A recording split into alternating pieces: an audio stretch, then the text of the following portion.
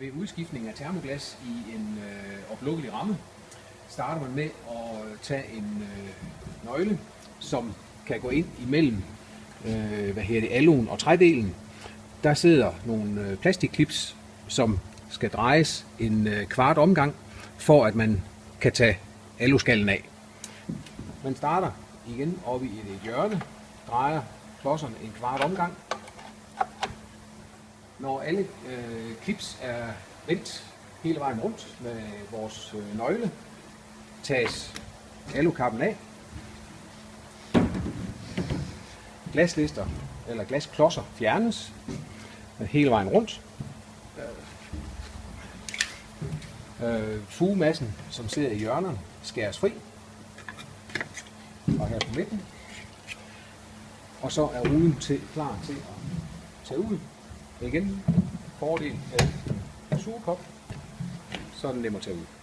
Efter at den nye termorude er blevet sat i rammen, og det er som denne en sidehæng ramme, som er opklodset diagonalt, så den er i klodser i bunden ved hængelsesiden og i toppen over i låssiden. Justeres alle vores klips ind, så de glider på plads i montagesporet og spændes fast.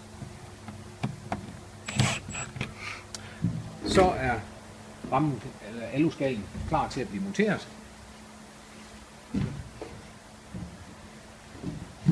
Sættes på plads herovre, går ind bag ved hængslerne.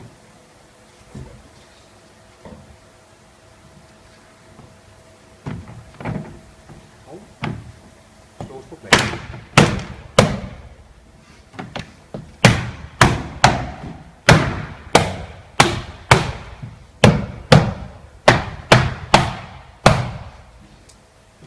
Så er termoruden monteret. Det er gældende for al montering af glas, at man får den fuget i hjørnerne rundt her og får hver 80-90 cm.